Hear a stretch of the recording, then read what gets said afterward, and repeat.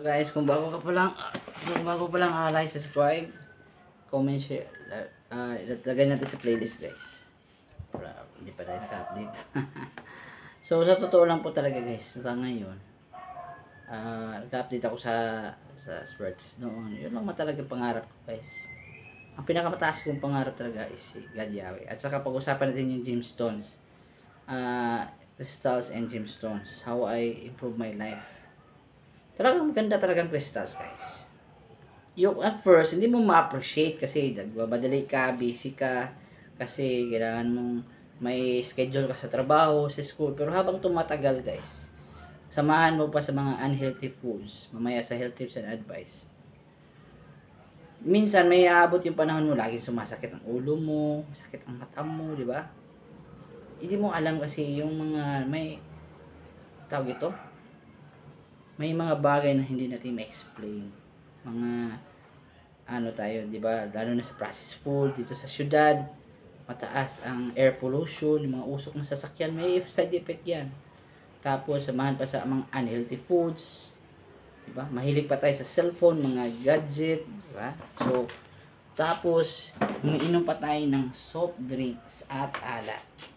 Nung tine-check natin yung soft drinks sa alak, guys, sa microscope, hindi pa nanirahat, i-search nyo sa YouTube din.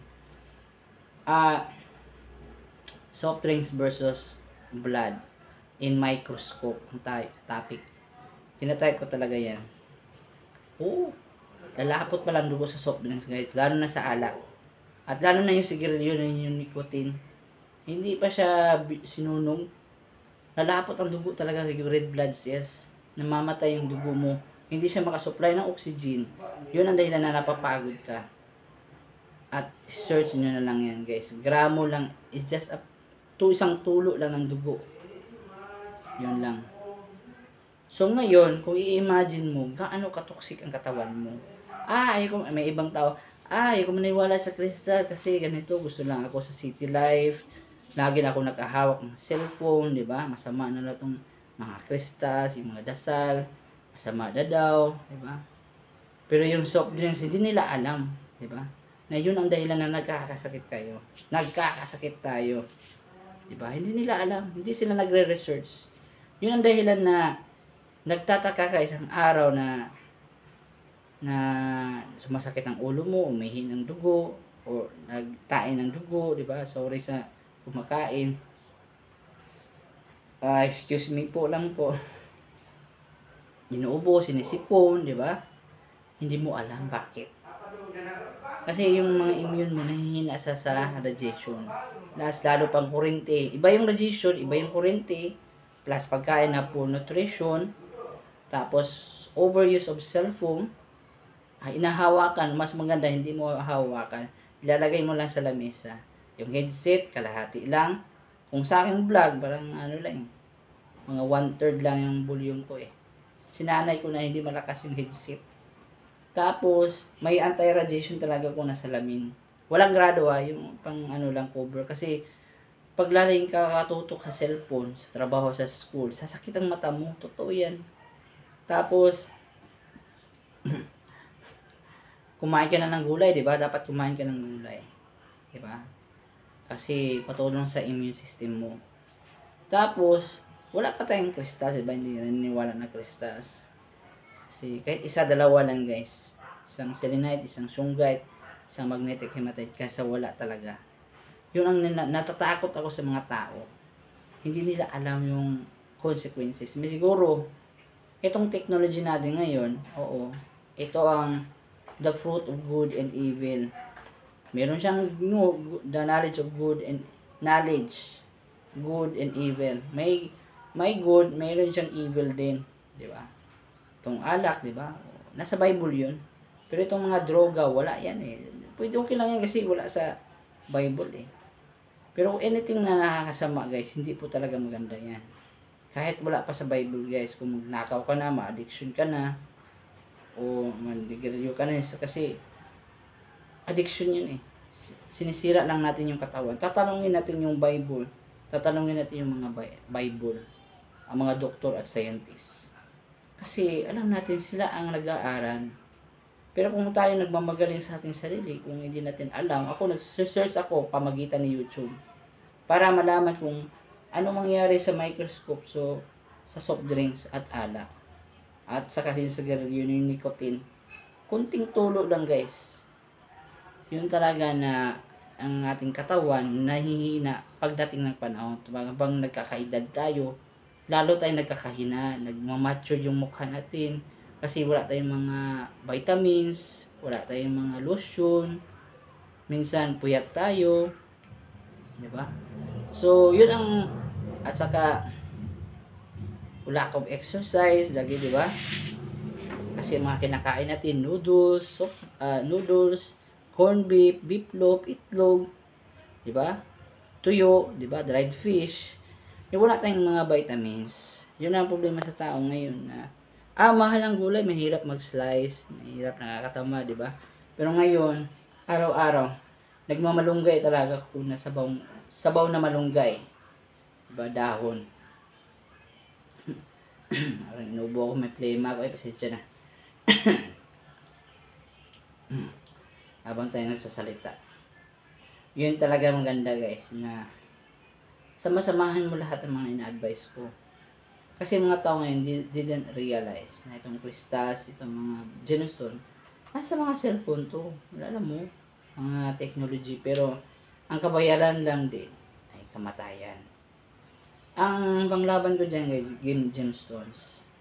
Sabayan natin sa pagkain, sa Garden of Eden, sa mga creation ni God Yahweh, mga crystals, and gemstones, si selenite lang at sa shungite, si magnetic hematite. Sinuot ko lang si ruby, at saka si emerald. Pinahinga ko muna si sapphire, at saka si citrine, at si green aventurine.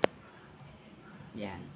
Totoo naman talaga guys, kasi mga tao, at saka sinuot ko ngayon si moldavite, tektite, si moldavite, at saka si Libyan desert gas. Ayan, sinabay ko lahat. Ayan, Libyan desert gas, yellow, at si moldavite. Napakalakas si moldavite guys, kastama. Samahan pa natin ng Herkimer diamond. Kung gusto mong maniwala, ito, pakita ko. Tatlo na yan. Ayan.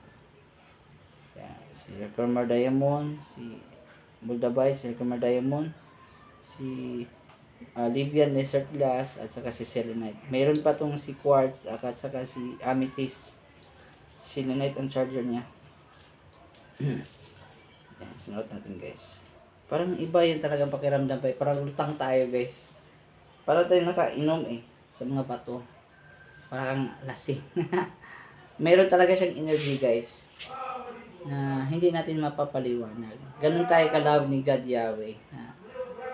Ngayon, ang mga tao, hindi nila alam. Akala nila healthy lifestyle lang, food lang, at saka exercise ay enough na. Hindi ko na ma-explain yan. Wala. Go beyond doctor na to yung sinabi ko Wala na to sa doktor mga crystals. Wala to Kasi na-realize ko na mamamatay lang pala tayo sa radiation guys. Nagtatrabaho lang tayo, nag-work para kumita ng pera, magkaasawa, magkaanak ka, para magtrabaho ka. Then, katapos pala, mali-mali lang pinang ginagawa mo, wala lang. It's over. Yun talaga na-stress tayo guys. Pagtapos ng trabaho, naghahawak pa tayo ng cellphone. Pag galing sa trabaho or sa school, sa cellphone tayo, di ba? Puro tayo ang nangyayari guys, mas ina-idolize natin yung cellphone. Break time, umaga, gabi. Ngayon, puro hawakan natin sa cellphone. Parang ginagawa natin siyang idolatry na. Kunti na lang guys. Ito lang yung problema.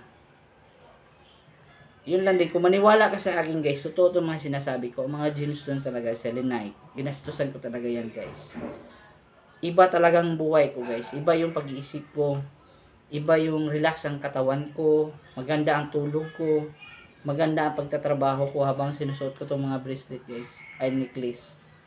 Black, white, saka si magnet, saka si black shungite. Ang extra ko lang sa gabi, si ruby at saka si emerald. Tektite din. Kasi iba talaga guys, iba yung pagtulog ko, iba din yung pangtrabaho ko, pagkagising ko. Iba talaga guys. Makaisip ka ng maayos, relax ang utak mo. Ligtas talagang may alam, guys. Yun lang talaga na hindi ako nagbibisyo, nagdodroga doon, nag-aalak, kasi alam kong masama. Totoo talaga ang sabi ng doktor at scientist. Hindi talaga, hindi talaga sinungaling sila. Hindi talaga sila sinungaling, guys. Hindi tayo maggawa-gawa ng istorya na hindi totoo. Masama yan. Yung talaga na mga tao ngayon, wala silang alam. They don't care. Weirdo daw may crystals. Kasi, pero merong tao, dito sa Pilipinas, wala masyadong crystals. Pero may mga bracelet, pero walang meaning, walang dahilan. Sa kanila, fashion lang. Pero sa atin, health and benefits. Mental and health benefits. Body and mental. At saka samahan ng spiritual. Diba? Sa ating spiritual life and other topics in life. Itong topic natin ngayon. Diba? Kasi, itong mga gemstones kasi, hindi kasi siya masyado na in-explain, di ba? Maraming batong gemstones, guys. Sobra, siguro mga 100 gemstones, mga bato. Pero ilan lang ang mga bato na pwede natin gawin health.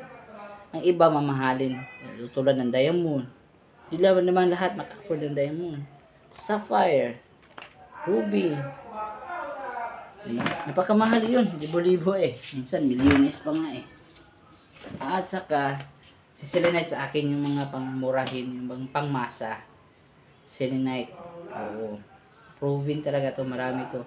At saka, hawakan mo to, maganda ang pakiramdam mo. Habang ako natutulog, syunggay. Itong necklace ko, i-relax ko to sa tabi lang. Matulog ako. Yung talaga na, hindi lang talaga sapat ang pagkain, guys. Ako, nagugulay din ako. Umiwas ng bisyo. Nag-exercise, trabaho, stretching, pull up. Pero talaga, iba talaga. Pero sinamahan ko rin ng mga vitamins, guys. Kasi, nung nakaraan, lagi talaga akong inuubo-ubo.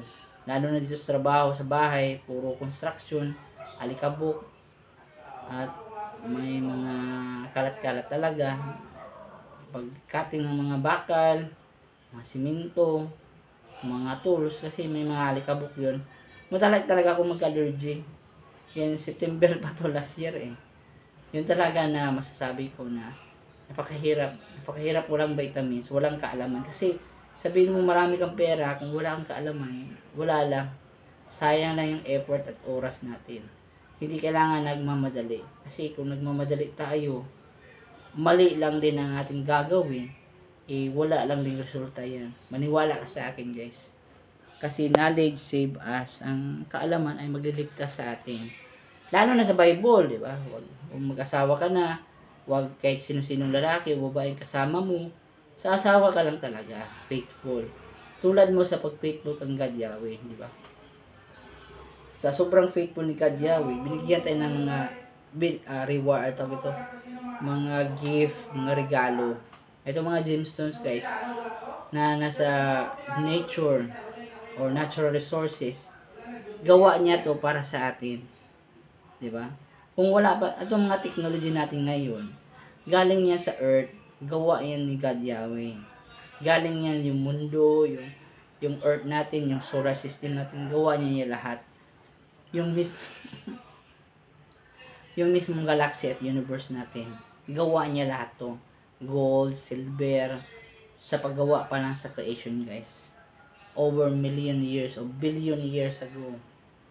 Yun lang talaga na there's things na we cannot explain. Yun lang din talaga na kung wala kang gemstones, guys, sayang lang. Oo, madali ka. Kulang lang pagkain, guys. Imagine mo, Doc Willie, doktor yun ha. Bakit pa siya nakasakit? Walang bisyo, kumain ng gulay. Yun talaga na, ang problema niya lang, is yung naglalakad siya sa kalsada, yung camping niya sa eleksyon. Ano bang nasa kalsada? Matataas na kuryente, di ba? Kable ng wire ng electric. Ano magagawin mo dyan? Dumaan ka lang naman pero may side effect talaga siya, guys. Yung isang panahon na lumakad ako, kahit may hawak akong syunggay, pupunta ako sa mall. So bigla lang talaga pag dumaan ako sa kalsada, sumasakit ang ulo ko. Lalo na sa wire, sa mga kable. Totoo talaga yan, guys. Yun lang din na ako, warning ko lang to ha, na pag-iingat ba, parang warning sign lang ba sa sasakyan. Paliko na, di ba? Kung may dumi yung mukha mo, magsasabi ko, oh may kalat dito, oh. Linisin mo. Ganun lang ako, nagsasabi lang ako. Di ba? Pero ang panglaban natin dyan, mga gemstones, crystals, guys. Kasi, iba talaga, guys. Maniwala ka sa akin. Hindi naman tayo hide dyan na nag-addict dyan na illusion tayo. Magsasabi lang tayo ng totoo. Na kung anong sinabi ko, tinitest ko talaga yan. Okay, so like, subscribe, comment, share, love you, peace, love you all. Maraming salamat po sa papanood po. At sana nag-enjoy kayo ngayong gabi. So ngayon ang topic na next natin ay love and love story talks or yan lang muna, dalawa. So maraming salamat po, thank you po. Happy Sabbath po sa lahat. Sensya na po. Thank you po.